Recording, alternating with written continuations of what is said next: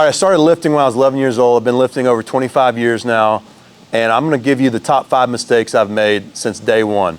And without a doubt, the top one is I started strength training too late.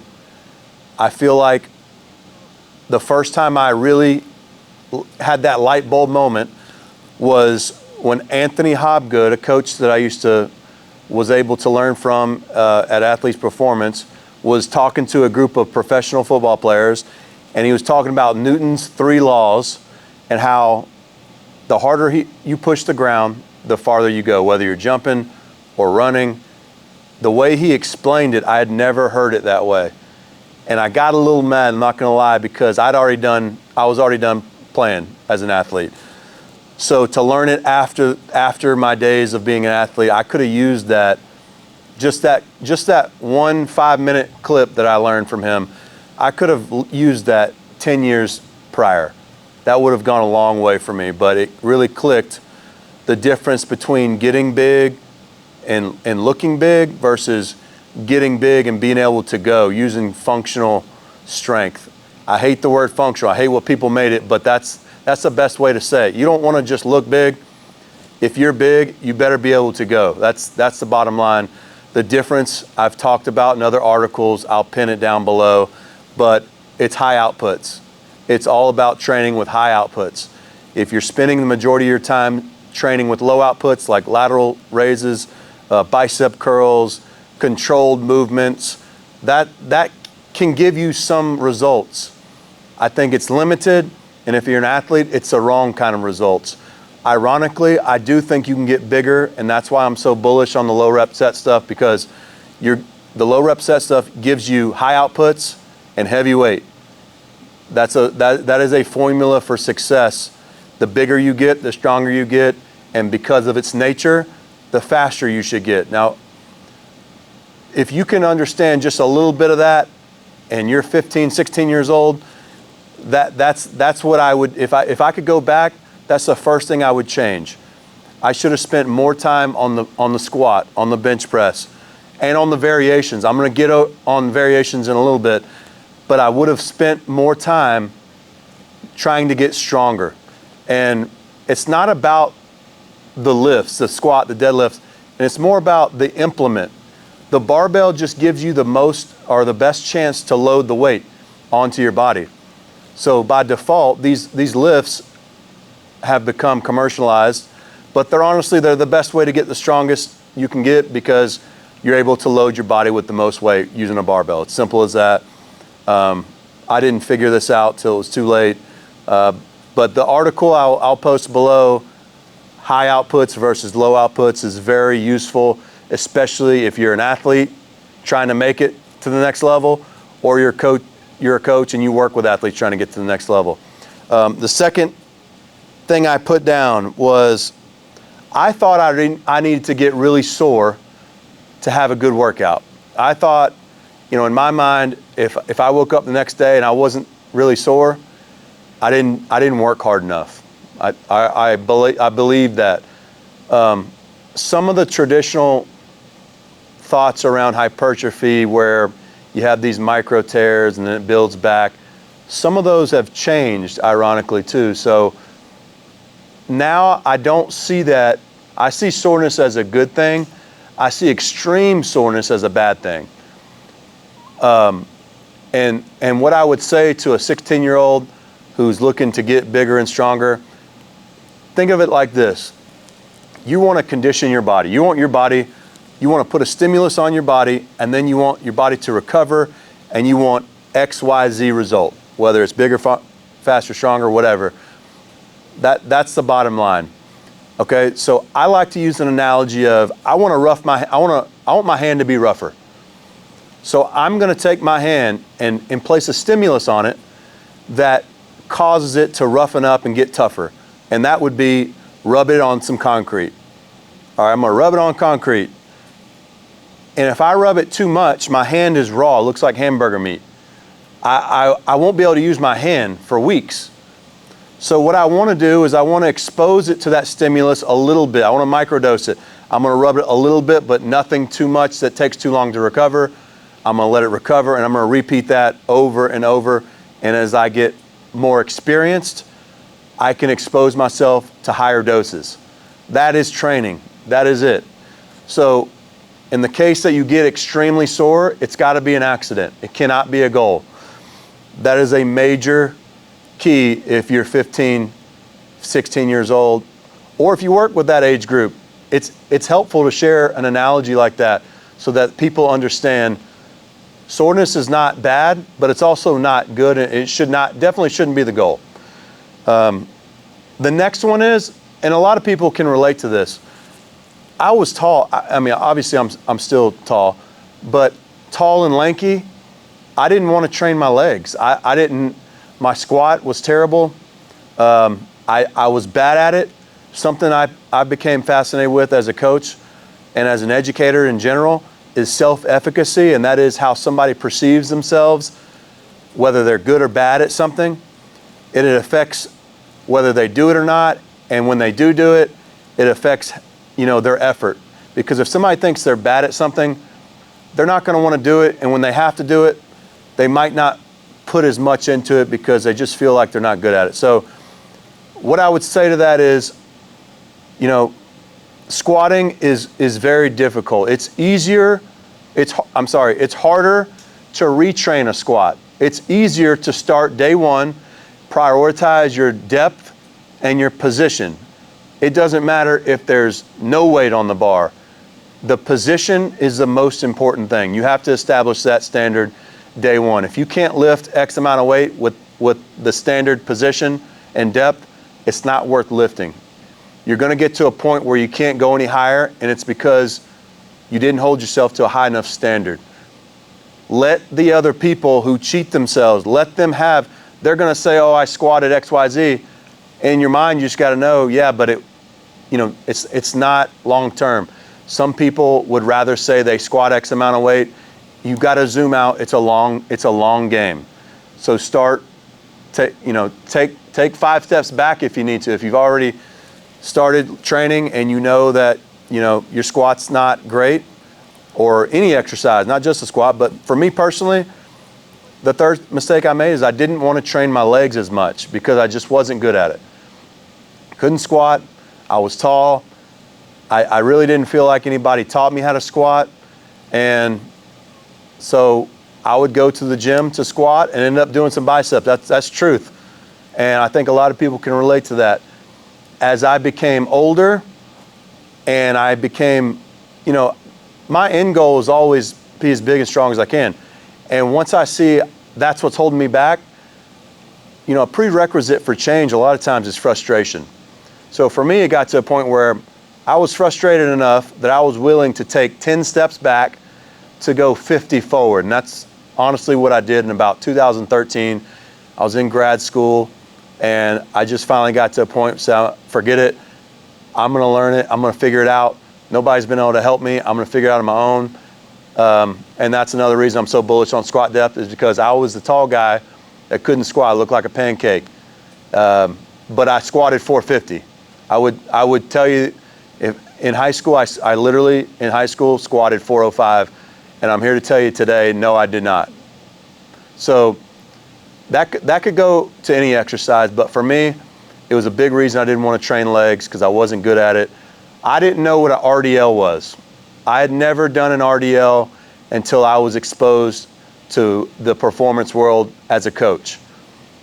That's another thing that, I wish I would have learned what an RDL is, a hip hinge. I wish somebody would have had me deadlift at 14, 15 years old. I wish, some of these foundational movements, I didn't have any exposure, so I just didn't do them. I think I didn't even personally come up using a trap bar. I never used a trap bar as an athlete. And I'm here to say, use them all. Use them all. I think I did a little bit of leg press. I know in college we had a hip press. I remember doing the hip press. And after athletics, I just didn't train it as hard. So what I learned is it's very cool to have big legs. And honestly, it gives you more to do, because if you're not training your legs, you're going to be fiddling your thumbs a lot because you're going to be too sore up top. and you need something else to do like legs to let other things recover. RDLs, deadlifts, all of them, start doing them ASAP. And you can do them to fit your, level, whether you're 14-year-old, whether you're 25-year-old. If you've never done it, it's day one. That's another great point to remember. Chronological age isn't as important as training age. We've all seen LeBron James. He's a professional on the court. He's an absolute amateur at best in the weight room. The next one, I underestimated the importance of food. So if I'm 14 or 15 years old and I'm complaining about, I don't want to eat, I'm not hungry. Here it is. When you lift weights, you are literally getting smaller. You're breaking your body down. It is a catabolic state to work out in the gym. Your stress hormones, all of it. There's nothing anabolic about the weight room part. The anabolic part comes after the weight room when you start to eat food. That is the importance. Lifting the weights breaks you down. Eating the food builds you up. That is the key concept here, that you don't get bigger in a gym, you get bigger in the kitchen. The program to gain weight is a fork, not a barbell. However you want to say it, whatever catchy line you need to have, that's the concept. Now, inside of that concept of I underestimated the power of food, I underestimated the amount of food I needed to eat, specifically with carbohydrates. To this day, people are sleeping on carbohydrates. There are different types of carbohydrates. There are fast digesting carbohydrates. There's slow digested carbohydrates. Low glycemic, high glycemic, whatever you want to look at.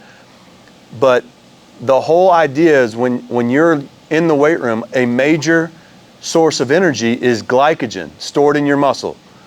Glycogen needs to be replenished, and just to keep it super simple, when you ingest carbohydrates, that eventually is what restores or replenishes your glycogen stores.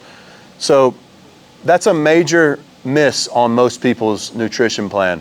I'm not a dietitian, but I did learn, I tried to overeat. This is what I did. I tried to overeat, and I learned that it almost wasn't possible, especially if you're putting the calories and the carbs to work. So the mindset with food is it's fuel.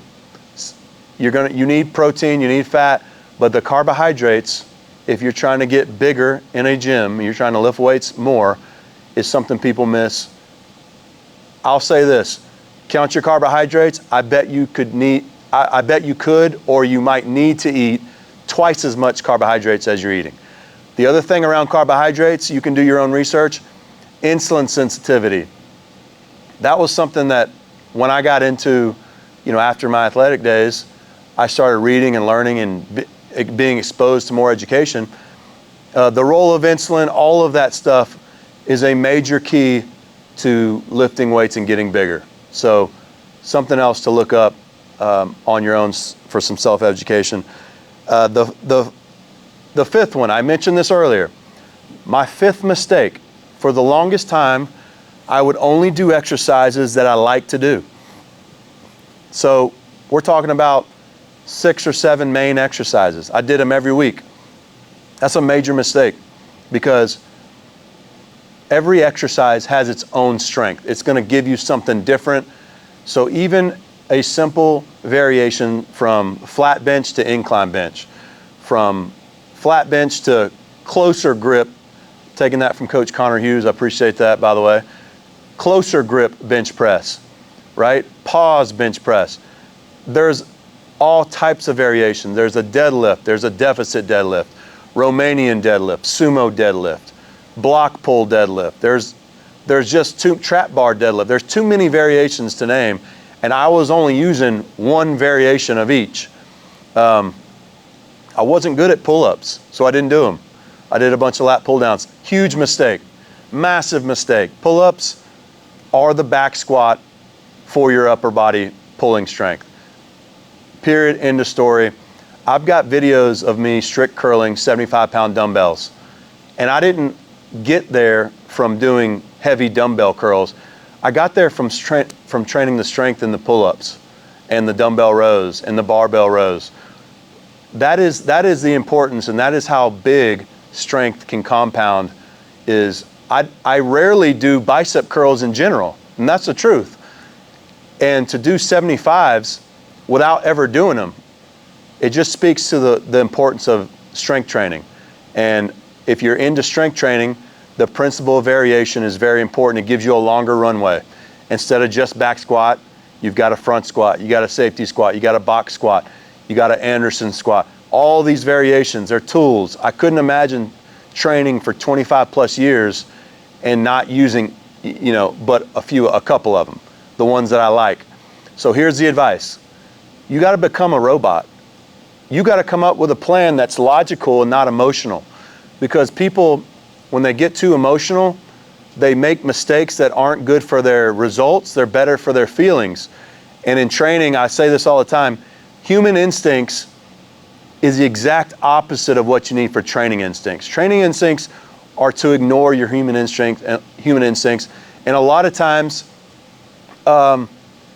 you've got to tell yourself, I don't like it and I don't dislike it. It just is. I got that, Michael Fahey, if you're watching this, there is no easy, there is no hard, there just is. That's a great mindset, because now I've taken the element out. Do I like this exercise or not?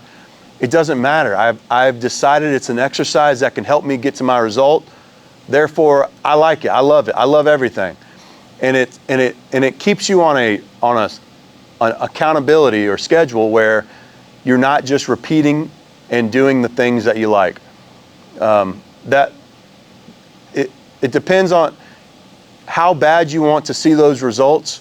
Really is going to depend on the level of commitment and the distance you're willing to go to let go of some of these emotional feelings, because that's one of the bigger things I learned as I progressed year to year. You've got to at some point look yourself in the mirror and say, I don't like it, but I need it. And that's part of growing up. Same with eating. You might not like a food. It really doesn't matter. If it's the best food to help you get to your goal, then you've got to like it. You just got to lie to yourself, figure it out. But take the emotions out of your training, stick to logic. Those are my top 5. I've got plenty more, but let me know if these hit home. I think all 5 of these hit home. And let me know what your top 5 are. I'd love to hear from you.